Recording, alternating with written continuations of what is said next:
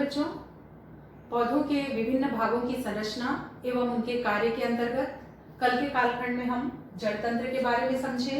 जड़ तंत्र क्या है, जड़ों के प्रकार क्या है, उनके कार्य क्या है, ये जान चुके हैं। अब आज जानेंगे हम प्ररोह तंत्र के बारे में। प्ररोह तंत्र क्या है?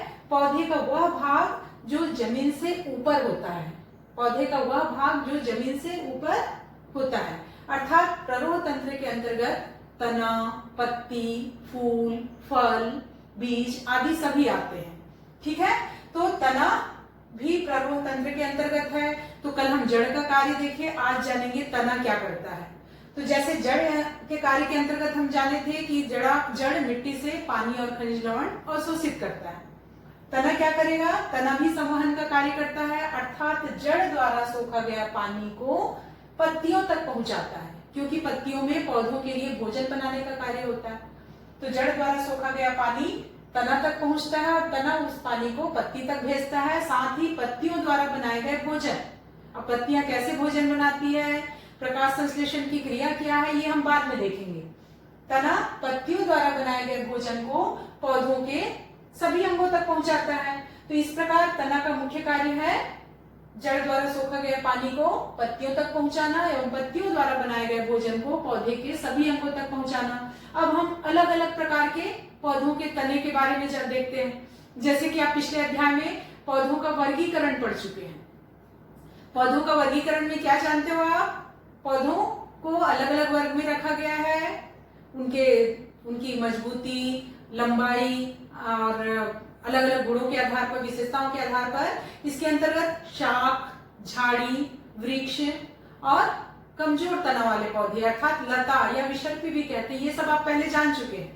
तो अलग अलग प्रकार के पौधों के तने, कोई कोमल होता है, किसी पौधों के तने बहुत कठोर होते हैं, साथ में उसमें तना में पर्व और पर्व संधियां होती है। ये इसका मुख्य लक्षण है कि तना में पर्व होता है और पर्व संधियां होती है। तो ये पर्व और पर्व संधि क्या है?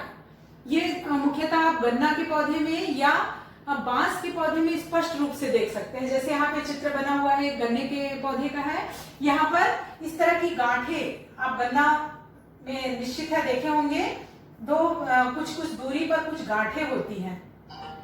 इन गांठों को ही कहते हैं पर्व संधि, अर्थात तने का वह भाग जहां से या तो शाखाएं निकलती है या पत्तियां निकलती है, वह भाग पर्व संधि कहलाता है।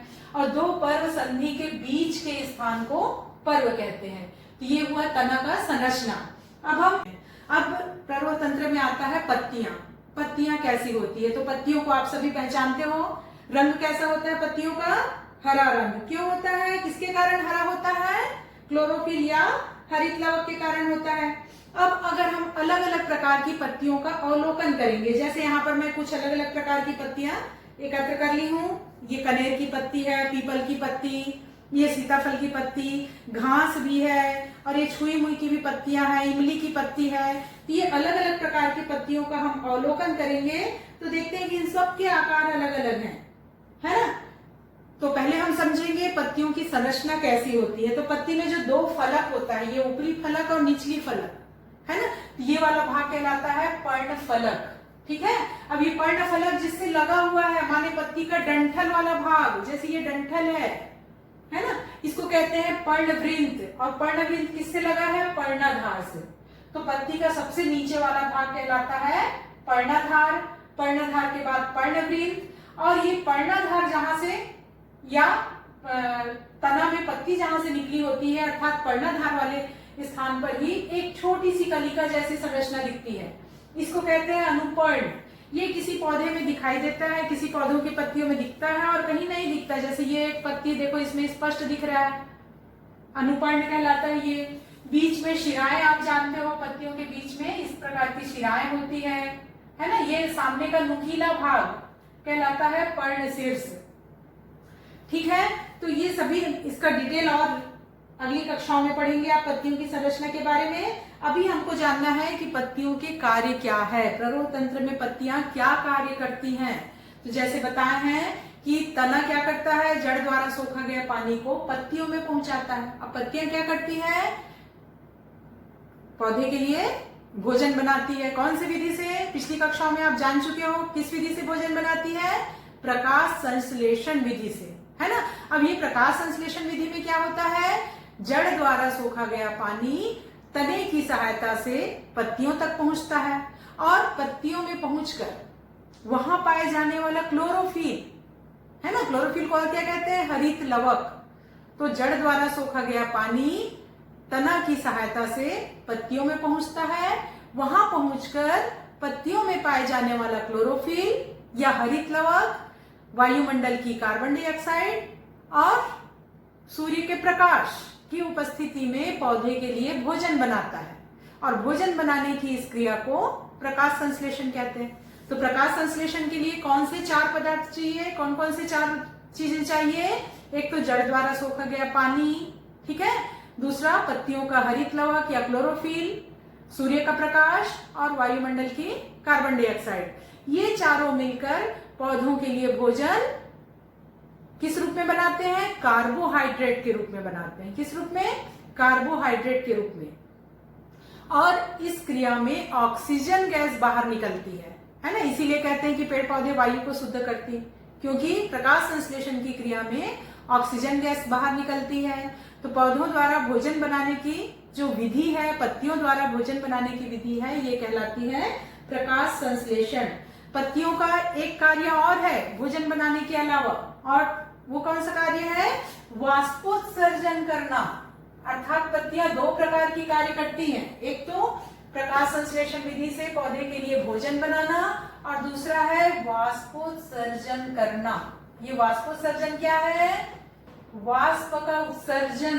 वाष्प माने पानी का भाप, अर्थात जड़ द्वारा सोखा गया पानी जो पत्तियों तक पहुंचता है, इसमें से आवश्यक मात्रा में उनको जितना पानी चाहिए भोजन बनाने में वो तो उपयोग करती हैं, साथ ही कुछ पानी को भाप के रूप में बाहर निकालती भी हैं, अर्थात वाष्प के रूप में उत्सर्जित करती हैं, और यही क्रिया कहलाती है वाष्पोत्सर्जन। ये कैसे होता है, तो पत्तियों के निचली सतह पर छोटे छोटे छिद्र होते हैं, इन छिद्रों को रंध्र या स्टोमेटा, क्या कहेंगे, रंध्र या स्टोमेटा। ये रंध्र या स्टोमेटा की सहायता से पत्तियां पानी को वाष्प के रूप में बाहर निकालती है। इस क्रिया को वाष्पोत्सर्जन कहते हैं। तो पत्तियों का 2 मुख्य कार्य, एक तो प्रकाश संश्लेषण विधि से पौधे के लिए भोजन बनाना और दूसरा है वाष्पोत्सर्जन करना। केले के पौधे की पत्ती देखे हो आप लोग, कैसी होती, बहुत बड़ी, है ना। और इसको पानी ज्यादा चाहिए कि कम चाहिए बताओ, ज्यादा पानी, है ना, अधिक पानी वाले स्थान पर उगाते हैं, क्योंकि इसकी पत्तियां बड़ी है तो ये वाष्पोत्सर्जन भी ज्यादा करती है। वहीं पर आप देखे होंगे कनेर की पत्ती, नागफनी तो रूपांतरित, इसको तो पढ़ेंगे ही, नागफनी में जो पत्तियां हैं वो कांटों में रूपांतरित हो जाती है, क्योंकि मरुस्थल में पानी की कमी होती है और इस कमी को पूरा करने के लिए, ताकि पत्तियां वाष्प के रूप में पानी को बेकार न उड़ाए, इसलिए पत्तियां कांटों में रूपांतरित हो जाती है। अब ये होमवर्क है, गृह कार्य है जिसे आपको पूरा करना है। आपको आसपास की पत्तियों का अवलोकन करके ये तालिका को पूरी करनी है, ठीक है। उसमें पत्तियों का आकार कैसा है, उसका रंग कैसा है, उसके किनारे कैसे हैं, ये सब भरना है। और यहाँ पर कुछ प्रश्न दिए हुए हैं जिसको आपको हल करना है। ये आपका आज का गृह कार्य है। धन्यवाद।